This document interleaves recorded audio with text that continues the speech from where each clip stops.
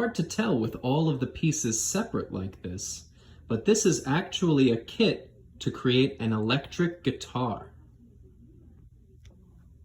Right here, we have the body, the neck, and the head, and we have all the little pieces that come together to give us an electric guitar. So, the first part that we have is the body. It's got all of the parts where all of the electronics go in, because this is an electric guitar, right? So it's got a lot of electronics and hardware. It's got everything carved out for us, even in the back. So the next part is the neck. So those are the two main parts, and they actually come together. Here, I'll get this in the video. They come together like that. And that's the whole guitar, right? That's pretty much the whole thing put together, only it's not colored. We need to put bolts in the back to make sure that the neck stays on, because you don't want it falling off when you're playing it, right? Or you're tightening up the strings. And we need to put the tuning machines on and all of the electronics we were talking about.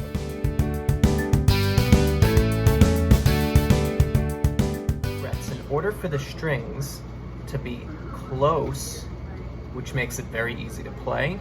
If they're far away, it's not easy to play, but if they're close, they're easy to play. In order for that to happen without buzzing, without bad noises, all of the frets have to be the same exact height. And the neck has to be perfectly straight. And to do that, we use a couple of special tools. The first thing we do is make sure the neck's straight. To do that, I have a special ruler here. This is a straight edge. But on this side, there's a bunch of little notches. Each notch is for the frets, is for each fret. So we lay it on the fretboard and we see that it's perfectly flat. What we do after we make sure the neck is perfectly straight is we take another tool. We lay it down flat like this. We protect all of the fingerboard with tape, masking tape. We use this. This is a level with some sandpaper over the top. And I'm not gonna do it now because I've already sanded. But what I would do is I would lay it on the fretboard and move it back and forth all over the frets. And then each fret would eventually become level, meaning they're all the same height. After that, I use a couple other special tools.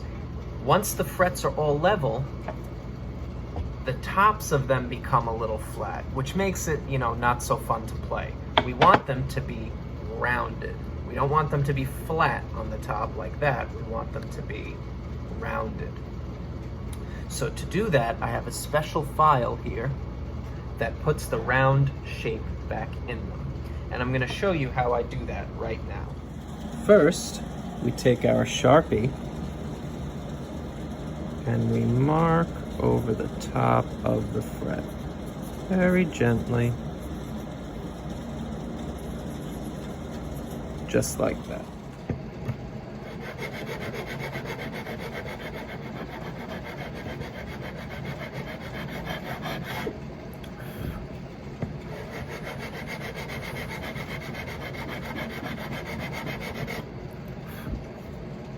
Okay, and now we can see that fret, this one right here, perfectly clean. So this first fret is pretty shiny. Fret here is a little more dull because we've been filing it. So what we use is a finer sandpaper to just very, very lightly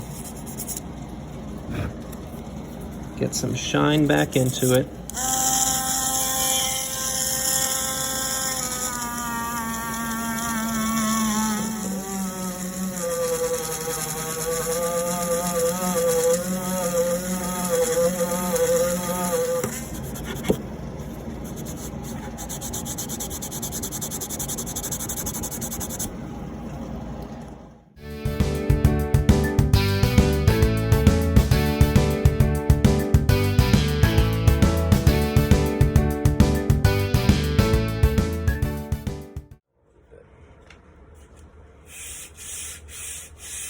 That's all we have to do.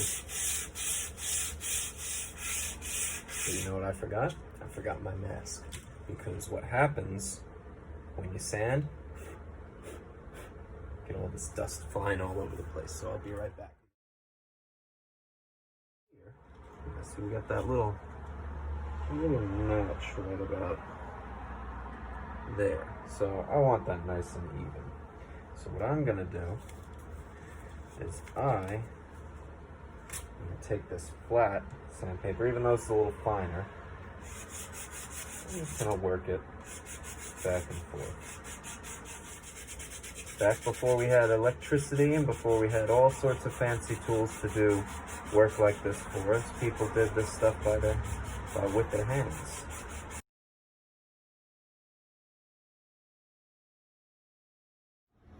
Okay, so I might touch it up a little bit here and there, but for the most part, this is done.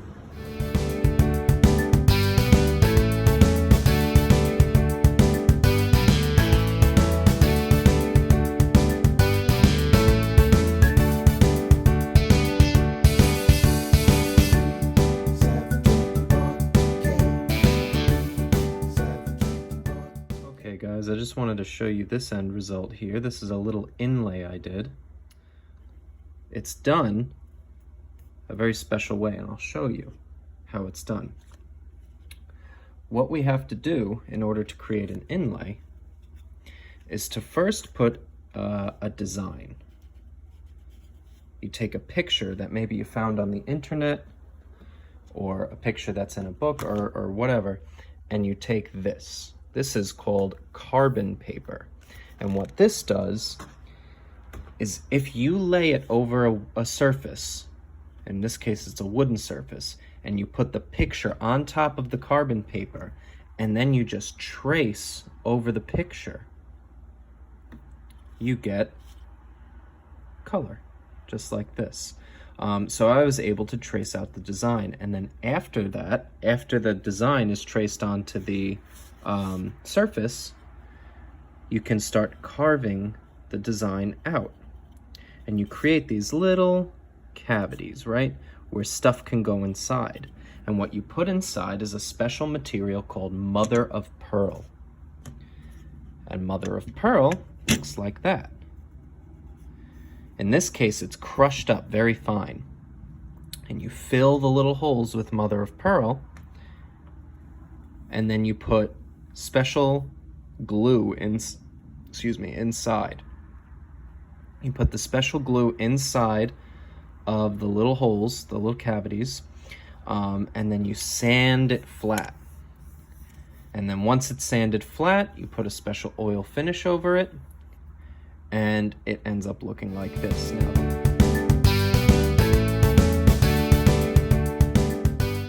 I'm going to show you what we're going to put on the guitar. We're going to put primer. This is what you have to spray before you put paint on the guitar, because then it helps the paint stick better and look better. Then we've got our color. I like this dark green. I have 2 cans of that. And then 2 cans of clear coat, which is a special shiny surface spray that will protect the paint of the guitar so it won't get damaged. So we're gonna start by sanding the guitar.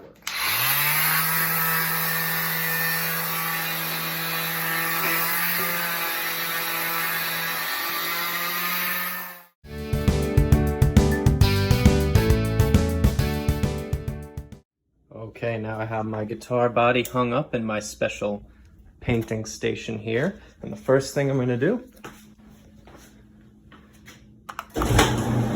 open up that garage door, because these paint fumes can be very dangerous.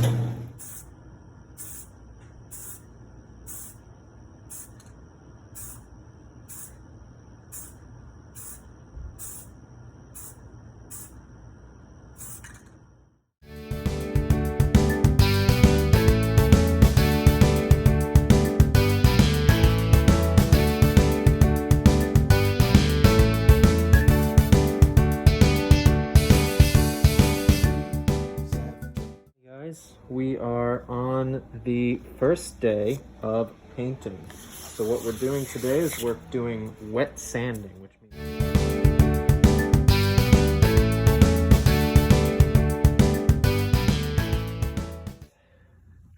go. Just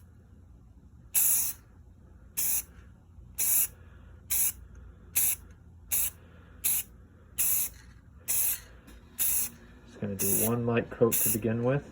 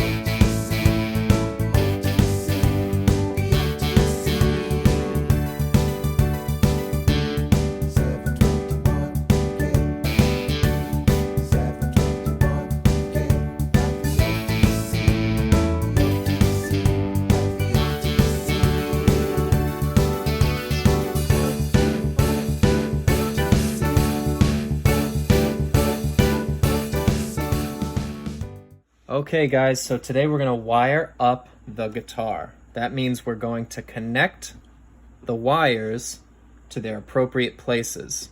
This is where the guitar gets plugged to an amplifier. You can see how it works.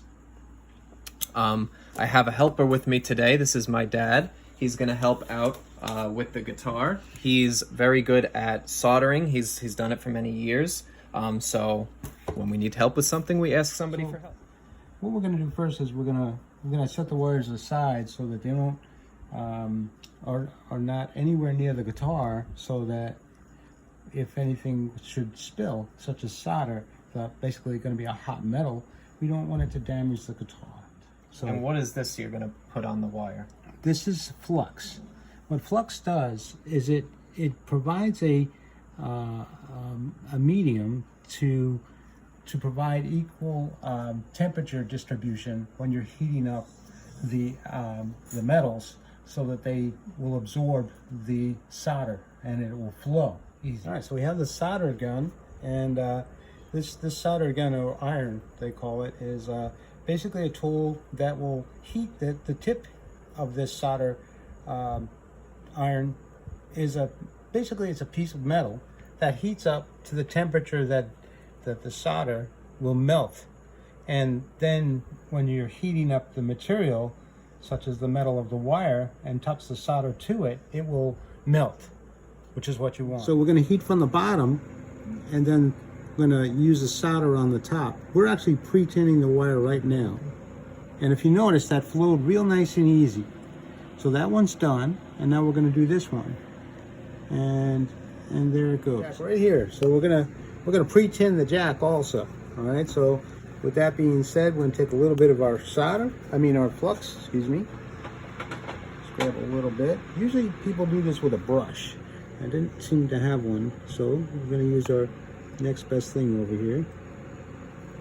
I'm just gonna put that on there, and we'll just heat that up a little. And we're gonna put that right in there.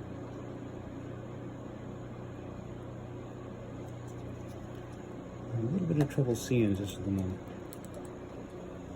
There we go. It's better.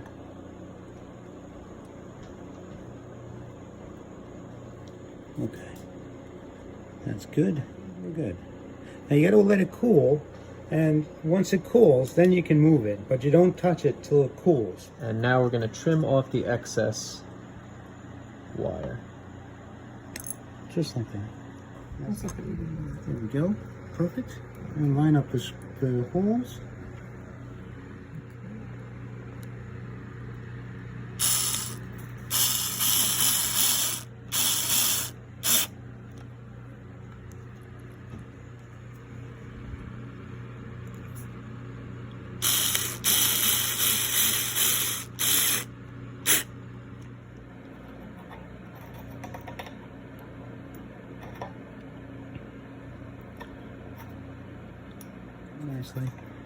And right there, I'm not convinced we're 100% yet. I'm just giving it a little bit more heat. I want to make sure it's flowing properly in there. Should see a pretty shiny connection when this is done. Yeah, it's looking pretty good right now, but we got to make sure we don't move it too.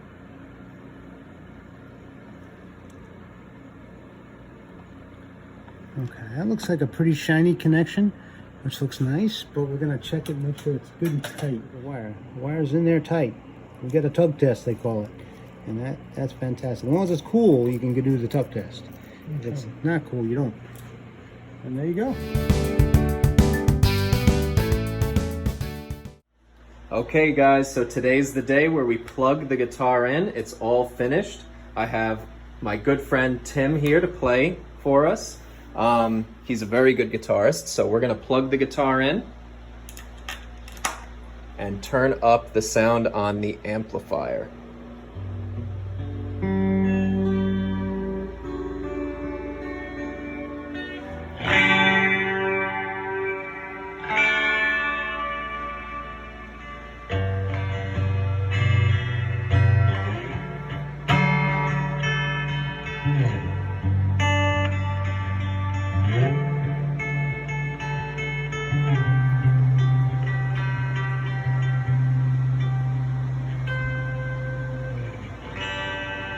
And this is my good friend David, who is also an excellent guitar player. He's going to show us how the guitar sounds when he plays it.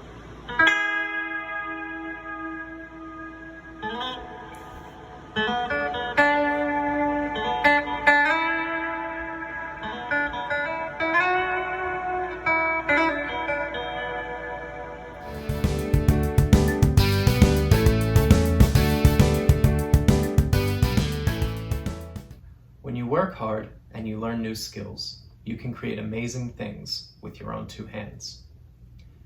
We made this guitar by ordering the materials, learning some new skills, and putting in some hard work. A handmade custom guitar can cost thousands of dollars, but we made ours with less than $130. Along the way, we learned to paint, we learned to shape and sand wood, and we learned how to solder electronics. These are all important skills that can benefit you in your own life or even in a job that you may work in someday. Being able to create things and work with your hands is a worthwhile and important journey to take in your own life. Whether or not you build a house, a small project with your mom or your dad, or a guitar in our class, it will teach you new things. It will make you feel good about yourself, and it can even provide others with convenience, safety, accessibility, or even just a little bit of fun.